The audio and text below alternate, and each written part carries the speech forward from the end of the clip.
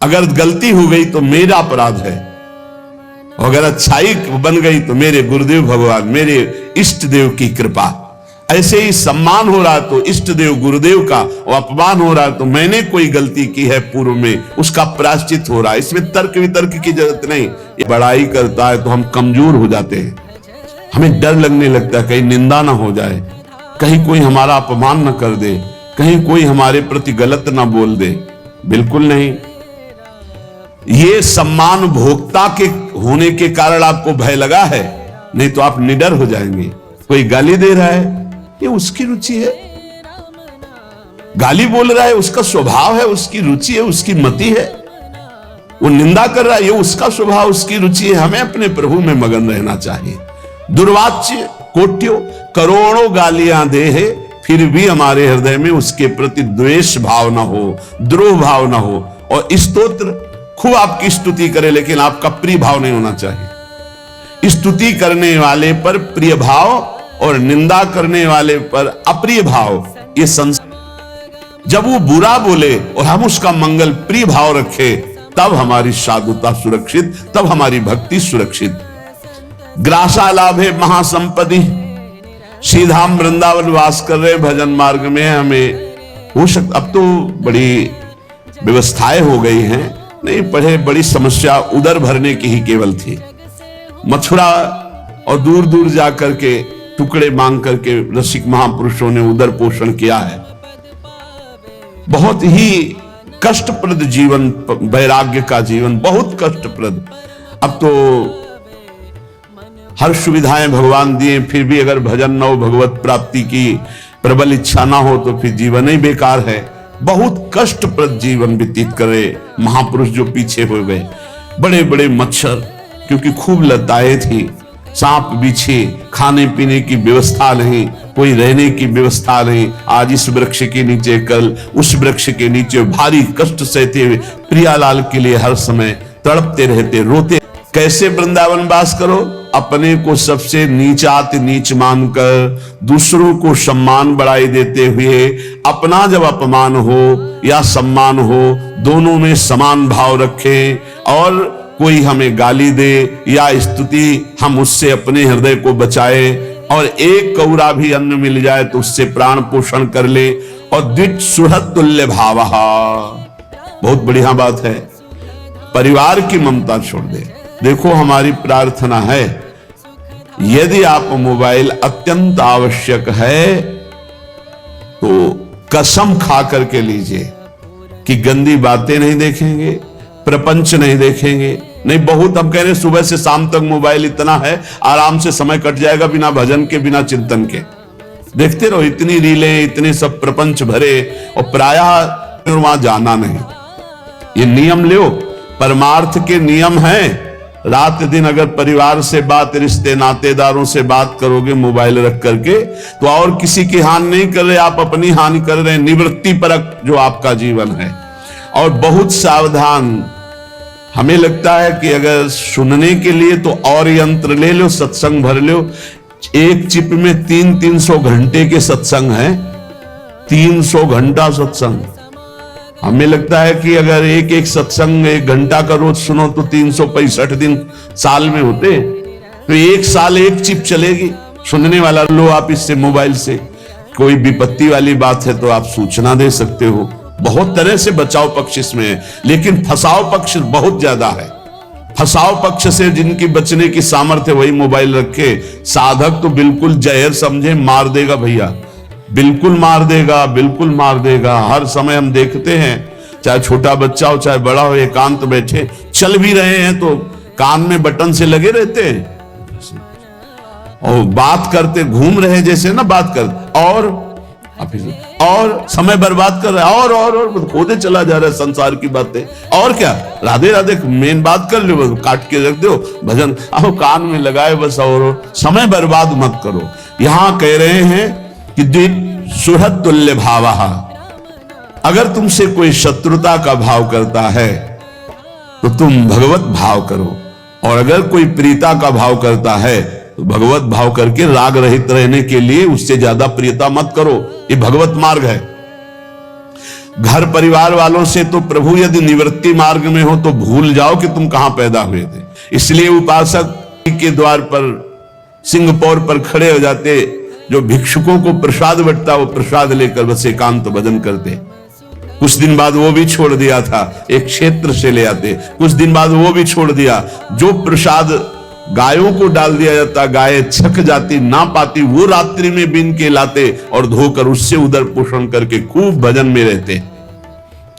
हमें महापुरुषों के चरित्रों से पता चलता है कि विरक्त को अपने परिवार के दिए हुए धन के द्वारा अपना भरण पोषण नहीं करना चाहिए। बैरागी को भगवद आश्रित रहना चाहिए। अब दूसरा पक्ष, ये श्रीधाम वृंदावन है। अब समय वो रह नहीं गया कि आपको, अगर हम सब भिक्षा मांगने निकले तो 400-500 जिस गांव में जाएंगे दरवाजे बंद हो जाएंगे कि भैया रोज कौन 500 रोटी दे। अच्छा, कितनी व्यवस्था कोई करे, तो भगवान ने व्यवस्था कर दी है। अब जिनके पूरे परिवार विरक्त हैं, अच्छा चलो धाम के कारण, और जो गृहस्थी में नहीं गए और विरक्त होकर, उनको परिवार का दाना नहीं खाना चाहिए। मांगो, भगवद आश्रित रहो आकाश वृत्ति से, या जैसे तुम्हारा जीवन केवल भगवद आश्रित रहो। अपने सुहृद जनों के द्वारा दी हुई सुविधाएं स्वीकार करने से भगवद आश्रय में बाधा पड़ जाती है। विरक्त होकर के द्विज सुहृद तुल्य भाव, शत्रु में मित्र में समान भाव, परिवार वालों से दूरी बना करके, दोनों भाव बता दिए। उसमें प्रश्न करने की जरूरत नहीं कि आप हमसे फिर कहने लगे कि अब हम तो आपकी उस आज्ञा का पालन कर रहे हैं कि अब तो परिवार का नहीं, आपका पूरा परिवार विरक्त है। तो जो माता पिता ने संपत्ति कमाई उससे जो भरण पोषण उससे कीजिए। अंधवान विद्धि बंधान कष्टम मिष्टान्न पानादि सुभज वसनाद्विज्वलत्वे त्रपेथाः सर्वेषां शिष्य भृत्यादि वदति विनतोऽध्यासस्व वृंदावनं भोः। यदि आपको वृंदावन वास मिल गया है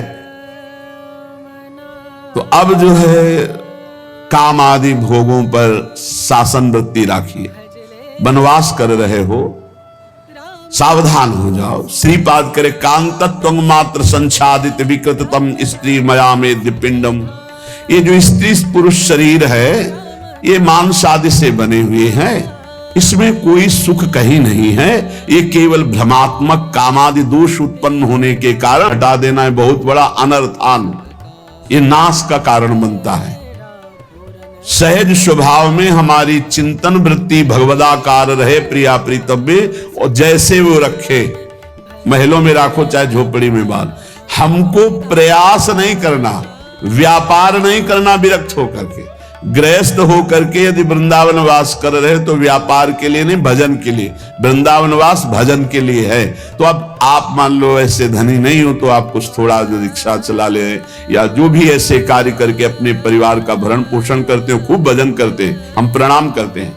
लेकिन यदि आपके पास खाने पीने की व्यवस्था है, आप विरक्त हैं, फिर आप व्यापार करते हैं तो अनर्थान, परिणाम में वो अनर्थ ही पैदा करेगा। देख लेना, जो संत शास्त्र गुरुजन कहते हैं वो परिणाम को बोलते हैं, परिणाम को।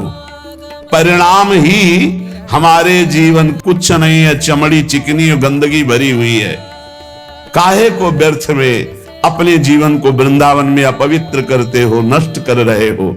दूसरा धन के लिए प्रयास, गृहस्थी में हो तो उचित प्रयास कर लो।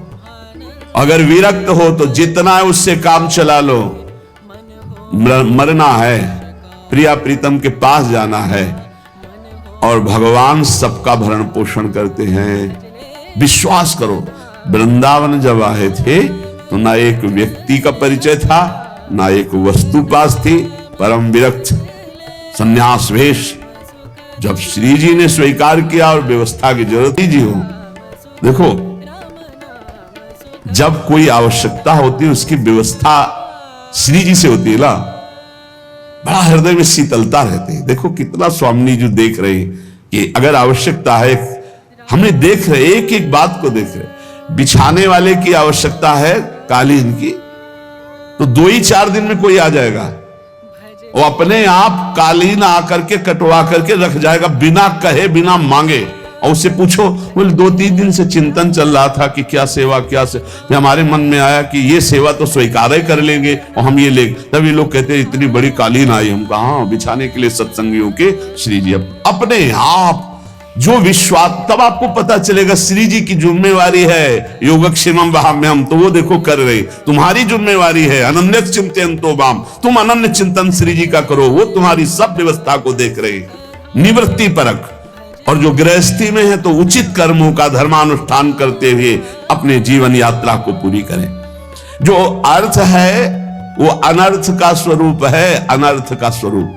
यदि वो भगवद आश्रित होकर जिए, अर्थ के आश्रित नहीं, अर्थात पिता भी परेशान, पूरा परिवार परेशान। अरे थोड़ा धैर्य पूर्वक सोचो, तुम जन्मे किस देश में हो? इसका नाम है मृत्यु देश, मृत्यु लोक। कोई न कोई कारण बनेगा, कोई न कोई मरेगा, कोई न कोई जाएगा, कोई न कोई आएगा। ये आना जाना इस देश में लगा हुआ है। इसलिए भाई यहां कमाने आए हो, कमा लो। कौन सा धन? अविनाशी धन, भगवन नाम, भगवत रूप, भगवत लीला, भगवत धाम। कह रहे हैं कि जो स्त्री पुत्र सुहृद आदि में आसक्त चित्त हैं, अंधे हो जाते हैं। इनको मृत्यु का भय नहीं रह जाता। इनको ये नहीं दिखाई दे रहा मैं किस लिए आया था और क्या कर रहा हूं। हम ये नहीं कह रहे कि सब विरक्त हो जाओ, हिम्मत ही नहीं विरक्त होने की। तो कम से कम उनमें भगवत भाव करके नाम जप करते हुए धर्म पूर्वक रहो तो तुम्हें वही कृपा प्राप्त हो जाएगी। पर नहीं, जो धर्म पूर्वक चलता है वहां सुख होता है, अधर्म में सुख नहीं है। इसलिए कह रहे सुत सुहृद बांधवान विद्य बंधान, ये बड़ा बंधन है अज्ञान अंधकार का। इसी बंधन से मुक्त होने के लिए तुम्हें मनुष्य शरीर मिला है। कुछ लोग कहते हैं, बड़े प्रश्न करता है, हमें लगता है कि भगवान आकर के सबको समझावें तो भी प्रश्न खत्म नहीं होंगे। प्रश्न करते हैं कि आप कहते हो अन्य योनियों से कोई कर्म होते नहीं, मनुष्य योनि बड़ी दुर्लभ है, तो फिर ये भोगना कौन से कर्म का पड़ता है? आप कहते हो पीछे के कर्मों का भोग रहे हो। बड़ी बुद्धि लगाते हैं निगेटिव में, पॉजिटिव में नहीं लगाते। भैया कोई पहली बार मनुष्य